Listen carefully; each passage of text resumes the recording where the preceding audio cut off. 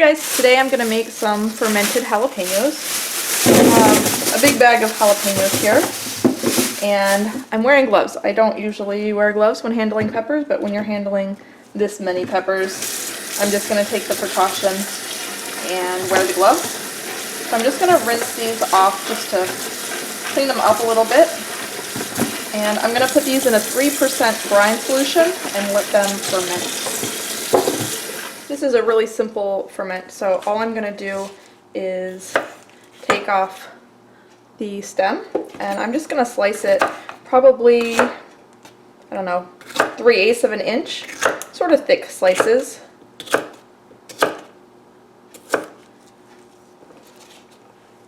And I'm just going to put them straight into my bale jar. You could also just use a mason jar. So when these are finished, they're going to be just like the pickled jalapenos that you get, from the jar, but they're going to be so much better and full of probiotics. Good for you.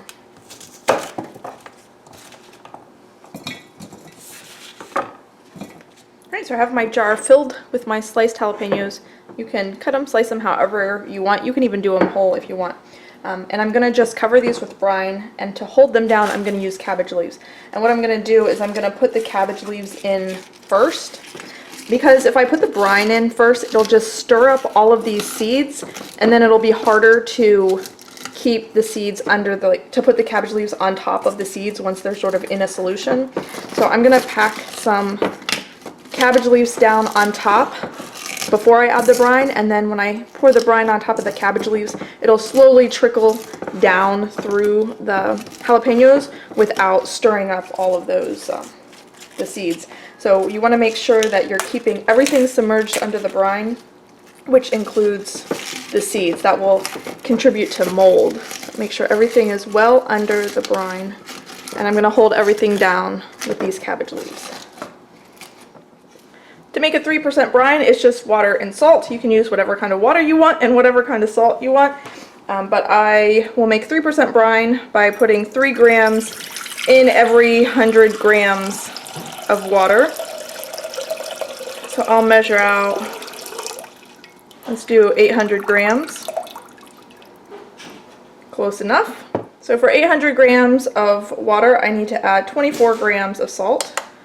I'll just zero that out and slowly add 24 grams of salt.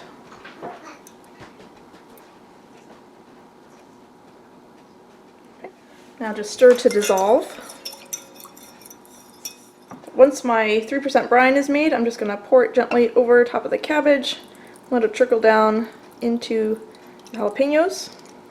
You want to make sure everything is covered, so all the jalapenos and all of the cabbage needs to be fully covered. If you need to make more brine, make more brine. Alright, so I have the cabbage holding down the jalapenos, and to hold down the cabbage I'm going to use just a little jar. It's actually a jar plus a shot glass. Seems to work well for me. And so I'm just going to place this in here gently just to hold the cabbage down under the brine, and I'm just going to press it down gently. You don't want to press too much or else you might dislodge some more jalapeno seeds. I've already had to skim a few off the surface, and you'll want to check it daily, because as this ferments, it can get kind of vigorous and it might loosen up some more seeds and they might come to the surface. But you want to make sure there's nothing on the surface, no floaters, and you want to make sure everything is fully covered in the brine. So I will just close this up and latch this down tight, and I'll show you how this looks throughout the course of the fermentation.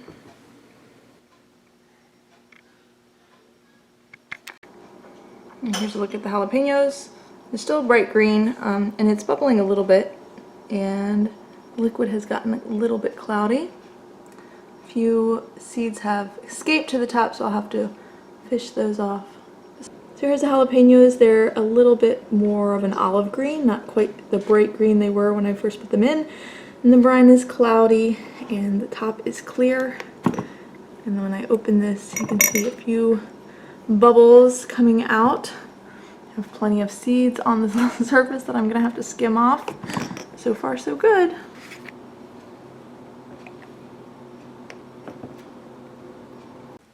By day 10, the jalapenos were exactly where I wanted them. They were a little bit sour, a little bit salty, pretty spicy and still nice and crunchy. So I'm just gonna move them into a mason jar. Mason jars just fit better into my refrigerator. Also frees up my bale jar so I can use it for my next project. So just put them in a mason jar, top them off with some of that brine so they don't dry out and everything stays good. And I'm not gonna waste that cabbage that was on top either. Just slice that nice and thin, and that was actually a really delicious spicy kraut. And that's all it takes to ferment jalapenos. Super easy and so delicious. I've been putting them in everything lately and I just can't get enough of them. They're good stirred into chili or on top of hot dogs and hamburgers, wrapped up into burritos. Oh my gosh, they're so good in so many ways. I hope you give the recipe a try. If you have any questions about this or any other vegetable fermentation, you can leave it in the comments section below and I will do my best to answer your questions. If you like the video, please give it a thumbs up. I really appreciate that. And I will see you guys next time. Thanks for watching.